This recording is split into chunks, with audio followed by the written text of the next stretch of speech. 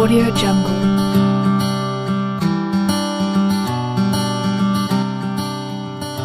Assalamualaikum warahmatullahi wabarakatuh. Waalaikumsalam warahmatullahi wabarakatuh.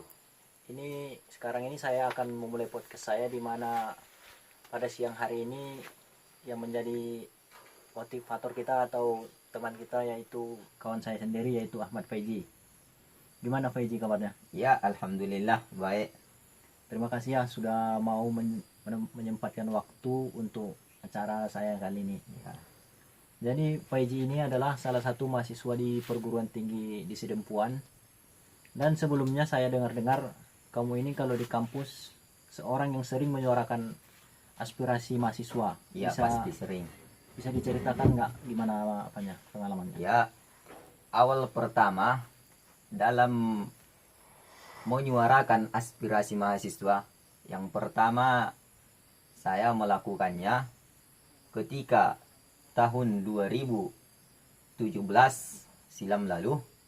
Di situ dalam mengaspirasikan suara mahasiswa itu kita lihat dulu pertama masalah-masalah yang timbul di kampus, terutamanya dalam masalah pembayaran uang kuliah ataupun masalah-masalah organisasi internal yang ada di kampus. Dalam permasalahan itu, saya merupakan salah satu mahasiswa yang diunjuk kawan-kawan untuk menyuarakan aspirasi mahasiswa agar bisa permasalahan-permasalahan itu dapat diatasi. Yang saya lakukan itu, setelah dapat permasalahan itu, maka saya menjumpai dosen yang bersangkutan, salah satu bagian administrasi. Kenapa? Karena bagian perkuliahan ataupun bagian dalam pembayaran uang kuliah, di situ bagiannya bagian administrasi. Karena ada permasalahan, ada percekcokan antara dosen bagian administrasi ataupun dosen bagian WR3. Kenapa saya bilang ada permasalahan, ada percekcokan? Karena saya sudah masuk di dalamnya, di dalam ruang lingkup permasalahan pembayaran uang kuliah tersebut. Maka saya memberikan masukan-masukan ataupun asumsi-asumsi kepada dosen administrasi, pembayaran administrasi, dan dosen WR3 bahwa pembayaran uang kuliah itu tidak boleh diikut campuri oleh WR3 karena bagian WR3 adalah bagian kemahasiswaan dan bagian pembayaran kuliah adalah bagian dosen ataupun bagian administrasi. Ya, itu. Jadi kalau tentang apanya, tentang cuma bagian administrasi aja yang bermasalah sering di kampus? Enggak, masih banyak juga. Yang kedua, ada juga permasalahan di bagian keuangan kemahasiswaan. Ini terjadi pada WR3 juga. Kenapa saya bilang terjadi di WR3? Karena menurut pendapat saya, menurut pengalaman saya dalam berorganisasi, uang ataupun kemasukan dalam organisasi internal ataupun dalam badan eksekutif mahasiswa, uang itu tidak boleh dipegang oleh dosen walaupun bagian kemahasiswaan ataupun WR3. Tapi kenyataannya WR3 memegang dan kemasukannya tidak dicantumkan, tidak diberitahukan, dan pengeluarannya pun tidak dicantumkan dan tidak diberitahukan. Menurut saya itu salah. Kenapa salah? Karena setiap organisasi itu yang memegang uang ataupun kemasukan-kemasukan dari uang badan eksekutif mahasiswa itu harus dipegang badan eksekutif mahasiswa, yaitu salah satu bagiannya itu bendahara. Tidak boleh diikut campuri bagian dosen kemahasiswaan karena itu bukan tugasnya. Tugasnya hanyalah membimbing dan memberikan arahan supaya mahasiswa ini mengikuti organisasi secara maksimal dan secara tata aturan yang ada di kampus. Tuh. Jadi kalau seumpama di luar kegiatan kampus, kegiatan apa saja yang kamu ikuti? Kalau di luar kegiatan kampus, yaitu pernah juga saya ikuti itu organisasi kami. Kami Ya, organisasi kami. Itu pun itu pada tahun 2018 akhir lah. Itu saya pernah mau dikader tapi tidak jadi. Kenapa tidak jadi? Karena menurut saya itu, kenapa harus dikader 3 hari 3 malam? Tidak dikasih makan, tidak dikasih minum. Menurut saya itu merupakan suatu tindakan ataupun suatu sikap yang tidak patut diberikan kepada mahasiswa. Masa dalam 3 hari 3 malam diberikan ilmu pengetahuan dan tidak diberikan makan dan minum? Setahu saya sih kalau kami itu kan biasanya beri makan tuh. Kenapa kalian tidak? Makanya karena jika ada masalah-masalah yang tidak kita tahu di dalamnya bagaimana, sebenarnya mereka itu diberikan biayanya, tapi kenyataannya di lapangan faktanya itu tidak dilakukan. Saya pun heran, makanya saya tidak ikut jadi di kader. Maka saya menjumpai bagian-bagian atau struktur keorganisasian yang ada di kampus atau yang ada di luar kampus. Itu kami, strukturnya saya jumpai, saya mengundurkan diri untuk di kader.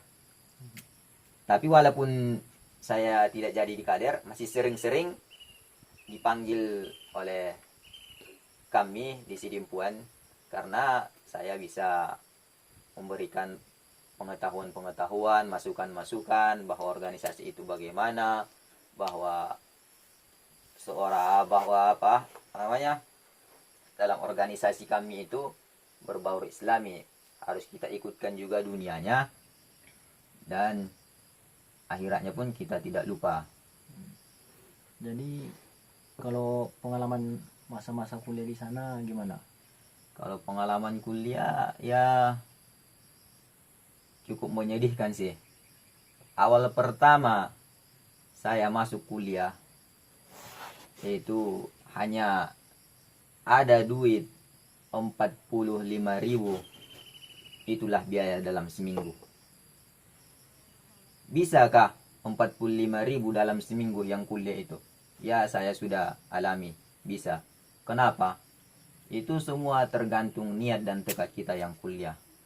Dalam 45.000 itu saya bisa hidup dalam seminggu untuk makan, minum, biaya kuliah 45.000.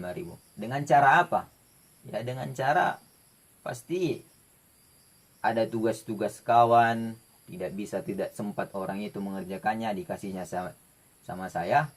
Ya saya kerjakan, kemudian dibayar orang itu, baru dari situlah dapat saya makan untuk 2 hari dalam sehari. Jadi istilahnya bantu kawan ya. Ya, bantu kawan. Itulah. Kenapa nggak meminta sama orang tua? Karena kalau kita minta sama orang tua pasti sungguh memberatkan, apalagi perekonomian orang tua waktu itu sangat di bawah.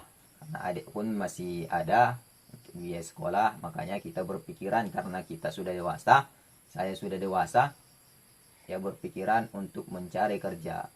Kuliah sambil kerja itu merupakan sangat baik untuk kehidupan saya itu. Jadi kalau hambatan ketika hidup di kota orang gimana pengalamannya? Ada nggak hambatan-hambatannya? Kalau hambatan banyak. Hambatan yang pertama, masuk kita ke dalam masyarakat tidak diterima, masuk kita ke kawan kita, sungguh banyak yang mengatakan bahwa kita ini tidak ada apa-apanya, tidak ada ekonomi, uang pun tidak ada. Pokoknya banyaklah hambatan-hambatan yang dikatakan untuk saya, sering dihinakan, sering direndahkan, tetapi dengan kesabaran dan pengetahuan yang ada, mudah-mudahan diberikan kekuatan dan ketabahan dalam menghadapi itu semua. Dan solusi yang saya lakukan dalam mengatasi hambatan-hambatan yang terjadi semasa kuliah di kampung orang atau di rantau orang di Sidimpuan, ya pastinya saya mengingat yang pertama itu mengingat perjuangan orang tua. Kenapa? Karena semakin banyaknya permasalahan-permasalahan yang kita hadapi, mungkin semakin banyaknya juga yang akan memberikan kepada kita semangat ataupun support untuk tetap bertahan di rantau orang. Karena orang tua pun mengandung kita selama 9 bulan, dia selalu bertaruh nyawa untuk mengatasi permasalahan supaya kita bisa hidup. Kenapa orang tua kita, ibu kita bisa membesarkan kita sampai sekarang ini, sedangkan masalah kita ini masih sedikit. Dari situlah timbul semangat saya dan timbul kekuatan saya untuk tegar menghadapi masalah-masalah atau hambatan dalam perkuliahan, dalam masyarakat, ataupun selama di rantau orang. Jadi kita bicara tentang masa sekarang ini, di tengah virus ini kan, kehidupan sekarang menurut kamu bagaimana? Dan perkembangannya gimana sih? Menurut saya perkembangan saat sekarang ini, apalagi telah munculnya wabah penyakit COVID-19, banyak sekali masalah yang terjadi. Salah satunya adalah perekonomian masyarakat semakin menurun, tidak bisa keluar untuk mencari sesuap nasi pun banyak masyarakat yang tidak dibolehkan. Padahal di saat wabah penyakit ini muncul saat sekarang ini, justru pemerintah harus ikut serta dalam memberikan ataupun bantuan kepada seluruh masyarakat yang terdampak virus COVID-19 ini, harus diberikan seperti sembako ataupun bahan-bahan makanan, bahan-bahan dapur, pokoknya yang keperluan untuk sehari-hari lah. Kami mahasiswa ini kan di tengah pandemi ini kami nggak boleh keluar entah ke warnet ke apa. Jadi bagaimana sih menurutmu tentang kuliah online? Menurut saya sih saat pandemi virus COVID-19 ini datang, seluruh mahasiswa di seluruh Indonesia mengadakan kuliah online. Kenapa saya bilang mengadakan kuliah online? Karena takut terjangkit, takut menular. Karena virus ini menempel, bisa di baju, bisa di benda, atau benda-benda lain lah bisa menempel.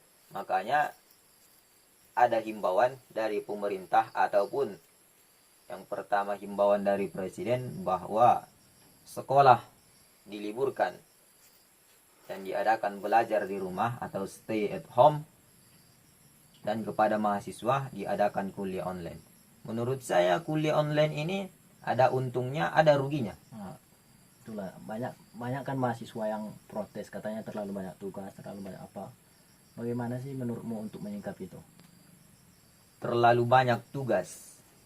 Menurut saya yang diberikan dosen itu harusnya sesuai dengan kemampuan ataupun keadaan mahasiswa tersebut. Kenapa saya bilang sesuai kemampuan dan keadaan mahasiswa?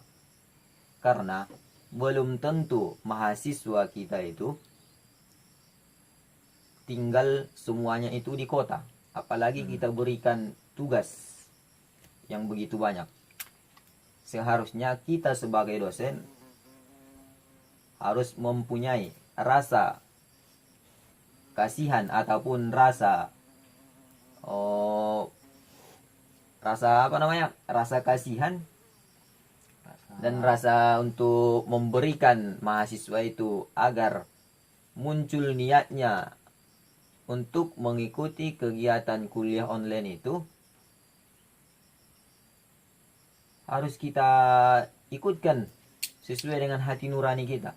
Jangan asal kemauan dosen aja, karena mahasiswa pun juga manusia. Tuh, Sarannya untuk dosen gimana?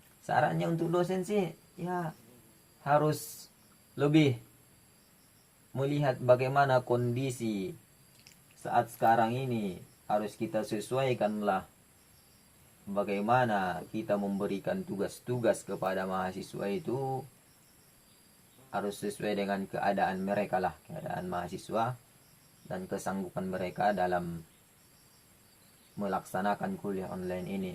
Karena banyak mahasiswa yang mengeluh, apalagi dalam pembelian paket internet, belum tentu ada uangnya untuk membeli paket internet setiap minggunya, apalagi tugas-tugas yang begitu banyak. Apalagi dalam 22 SKS, udah berapa dosen dalam seminggu dia berikan tugas. Dalam 22 SKS itu adalah minimal 8 dosen memberikan tugasnya kepada mahasiswa dalam seminggu itu. Bisa-bisa paket mahasiswa itu akan cepat habis. Mungkin bukan hanya paket yang habis. Bukan hanya paket yang habis, tapi ya otak pun bisa terkuras, bisa lebih lemah jadinya habis mengerjakan itu, karena mahasiswa pun butuh istirahat. Seharusnya di saat pandemi ini dosen memberikan masukan-masukan berupa kerjakanlah tugas-tugas di rumah. Tugas apa? Bukan masalah tugas kuliah. Saat ini kita ini dicoba ataupun diberikan musibah yang begitu luar biasa, diberikan oleh Tuhan yang Maha Kuasa, Tuhan yang Maha Esa, diberikannya kepada kita. Justru kita sadar bahwa ini merupakan saat sekarang kita untuk beribadah ataupun mendekatkan diri kepadanya. Karena dengan mendekatkan diri kepadanya, musibah ataupun bala bencana yang datang saat sekarang ini akan cepat diangkat oleh Tuhan yang Maha Esa. Itu harusnya diberikan dosen kepada mahasiswa agar senantiasa mendekatkan diri kepada Tuhan yang Maha Esa. Itu bukan malah memberatkan mahasiswa itu dengan memberikan tugas-tugas yang begitu sulit ataupun begitu tidak sanggupnya mahasiswa dalam mengerjakan tugas tersebut. Ya contohnya kayak saya inilah, kalau nggak kedolok nggak dapat jaringan, kalau nggak ke bukit nggak dapat jaringan gitu. Nah, itulah, apalagi seperti mahasiswa kampus, kalau nggak pergi ke gunung, ke bukit, harus ke sana lah baru dapat jaringan. Dari sana, dari rumahnya ke bukit udah berapa jauh? Berapa jarak tempuhnya dalam datang ke bukit untuk menyelesaikan tugas. Itu kan merupakan salah satu yang cukup berat lah, cukup yang tidak efektif lah menurut saya dalam memberikan tugas itu. Harusnya sesuai dengan kondisi-kondisi sekarang lah, diberikan apalah kondisi, misalnya kondisi pandemi saat virus COVID-19 ini terjadi, ya diberikan tugas entah meringkas di rumah, diberikan ringkasan, kemudian disimpulkan baru dikirim. Itu kan masih mudah. Kalau kayak gini datang ke bukit untuk cari jaringan, itu sungguh-sungguh memiriskan hati seorang mahasiswa, memberatkan. Itulah, kadang-kadang dosen nggak tahu apa. Ya kayak mana lah, namanya juga sama-sama manusia. Ya dianggap aja lah, gitu aja lah. Iyalah. Menurut kamu nih, kan banyaknya anak-anak sekarang yang sering main HP di tengah pandemi ini. banyak yang main TikTok, entah apa itu, menonton video. Bagaimana sih apanya menurutmu anak-anak zaman sekarang nih? Ya, kalau menurut saya sih sebenarnya saat datangnya virus COVID-19 ini membuat anak-anak ataupun kelompok ataupun bahkan seluruh lah, Seluruh anak-anak. ya seluruh anak-anak menggunakan HP untuk main game, main TikTok, itu sungguh perilaku atau sikap yang tidak memiliki moral. Kenapa?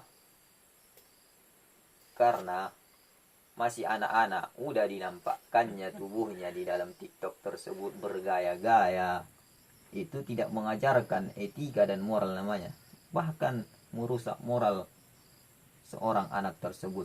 Bisa-bisa nantinya setelah dia besar, setelah dia masuk perkuliahan, maka bisa-bisa dosen itu pun akan dibuatnya main-main TikTok, akan ya dimunculkannya bahwa perkuliahan itu harus dibarengi dengan TikTok. Ya kalau menurut kita dibarengi dengan TikTok nanti kuliah, ya rusaklah nanti mahasiswa ini, rusak nanti penerus bangsa. Ya itu semua membuat rusak moral ataupun sikap dan tingkah laku seorang anak-anak zaman now sekarang. Gimana sih apanya cara untuk mengatasinya itu? Ya, cara mengatasi agar dia nggak kecanduan gitu, agar nggak apa, harus kayak gitu. dibatasi ya orang tuanya lah yang pertama, karena sekarang ya stay at home semua, yang sekolah pun di rumah, kalau kerja pun tidak boleh keluar, harus di rumah. Ya harus dibatasi orang tua, walaupun dia memegang HP atau main HP, handphone, ya setidaknya orang tua itu harus aktif, harus proaktif dalam membimbing dan membina anaknya agar tidak terjerumus ke dalam hal-hal yang negatif seperti main TikTok itu, menonton ya video-video yang tidak benar. Itu harus didampingi ataupun dibatasi orang tuanya kepada anak yang memegang HP ataupun main handphone tersebut. Ngomong-ngomong nih, setelah lulus kuliah rencana kedepannya mau apa? Rencana kedepannya ya habis kuliah, karena sebenarnya bulan 4 ini sebenarnya saya sudah selesai kuliah, tapi apalah daya karena ada pandemi virus COVID-19 ini, ya semuanya diliburkan, jadinya ya sekolah pun, kuliah ini pun janggal untuk diselesaikan. Kenapa nggak apa, kan lagi skripsi nih kan, kenapa Ya, nggak skripsi. skripsi online? Ya udah kayak mana lah dibilang, namanya juga sama-sama manusia.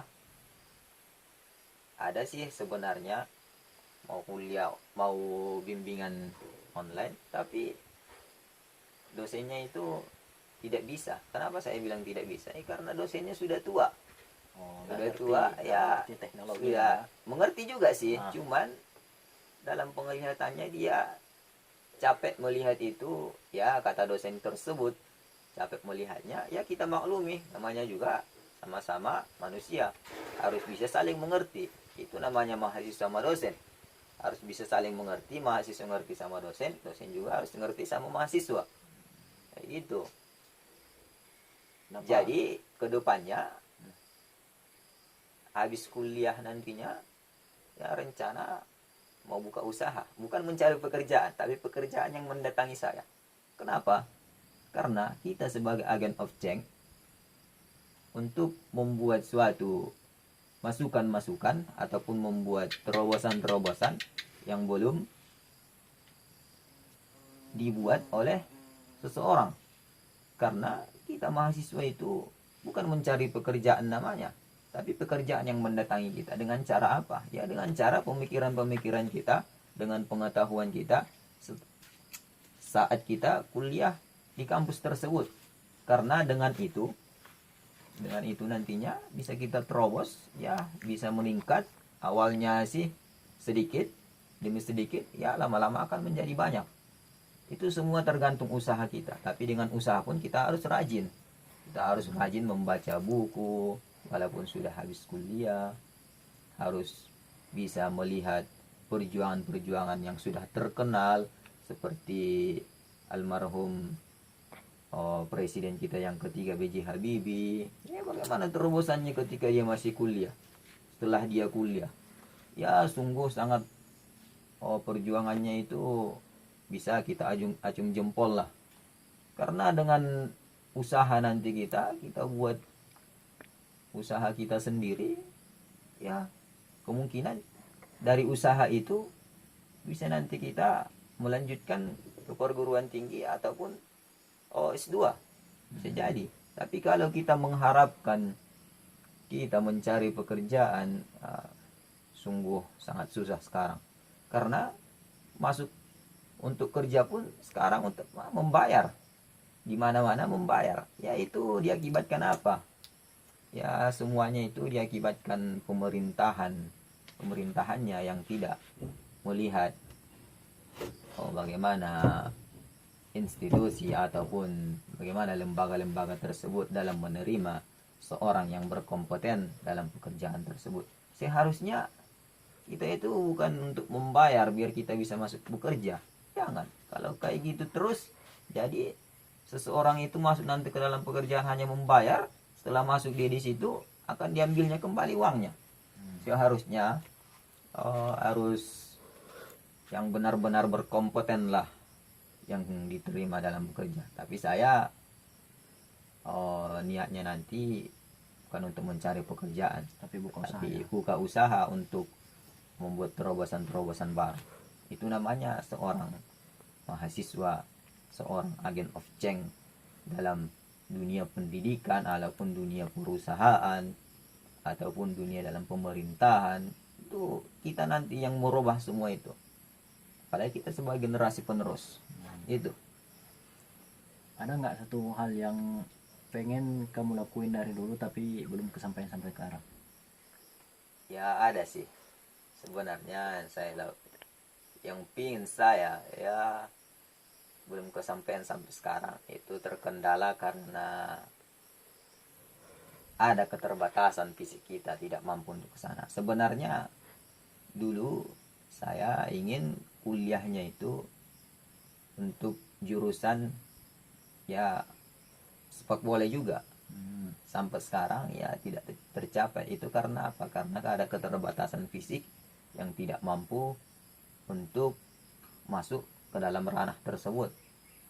Karena ya menurut saya sepak bola itu ya bukan untuk mengajarkan kita berteman, bukan, tapi mengajarkan kita bagaimana menempa kepribadian yang baik, bagaimana bekerja sama antar sesama teman, saling membantu, saling pengertian. Itu diajarkan dalam dunia sepak bola.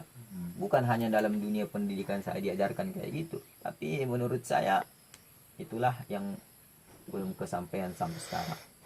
Terakhir nih, ada nggak pesan dan nasihat kepada kita semua? Ya, pesan dan nasihat kepada kita semua saat sekarang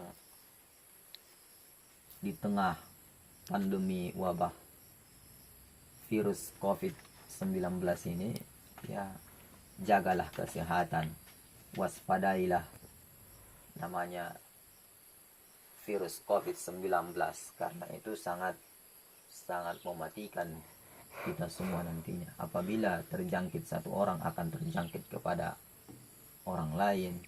Tetapi jangan kita terlalu takut, karena virus itu merupakan suatu makhluk yang tidak kelihatan. Itu merupakan utusan Tuhan Yang Maha Esa agar kita sadar bahwa dunia ini hanya sementara. Jadi ya nasihat saya sih mengajarkan kita bahwa virus ini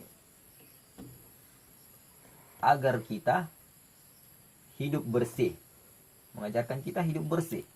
Kenapa hidup bersih? Karena selama ini ya banyak yang habis makan tidak cuci tangan, setelah makan tidak cuci tangan. Ya pokoknya dalam kehidupan sehari-hari sebelum datangnya virus ini, banyak kehidupan masyarakat ataupun sekelompok orang kehidupannya tidak bersih. Makanya kita ini mengajarkan kita untuk hidup bersih, baik di rumah, di lingkungan. Saat sekarang kita lihat di rumah semua bergerombolan, bergotong royong antar sesama tetangga itu untuk membersihkan lingkungan dan rumahnya karena mereka sangat takut dengan virus COVID-19 ini. Jadi ya bagaimanapun juga kita harus menyikapi datangnya virus ini. Menyikapinya ya harus sering-seringlah berjemur di terik panasnya mentari minimal sekitar 1 jam. Karena itu dengan terik panas matahari datang ke tubuh kita, mudah-mudahan itu mengatasi virus itu tidak masuk ke dalam tubuh kita. Itu sih pencegahan yang pertama. Yang kedua, hidup bersih. Yang ketiga, tetap stay at home ataupun di rumah aja. Tapi dengan catatan, di rumah aja bukan untuk tidur. Akan tetapi kita manfaatkan ketika di rumah untuk untuk membaca buku ataupun bersantai-santai dengan keluarga. Apabila misalnya ekonomi tidak ada, ya minimal bisa kerja di luar. Akan tetapi di luar itu kita jaga namanya orang-orang yang datang dari luar. Kalau misalnya kita masih kenal seseorang itu, masih tetap di kampung itu, masih zona hijau lah dalam daerah itu, ya tidak masalah kita berbaur dengannya. Tapi kalau orang pendatang, harap kita hati-hati, kita waspada. Bukan namanya takut sama waspada beda. Kalau takut nantinya seolah-olah yang mematikan hanya virus, bukan. Yang mematikan nantinya adalah hanya Tuhan yang Maha Esa dengan cara makhluk suruhan Tuhan tersebut, itu virus corona tersebut. Itu dengan itu. Ya, kalau nasihat yang seterusnya mungkin dalam perekonomian, ya saran saya sih harus saling membantu lah, karena di sini mengajarkan kita untuk saling membantu antar sesama kita ataupun antar sesama masyarakat, harus membantu satu sama lain, siapa yang membutuhkan dan siapa yang layak untuk membantu.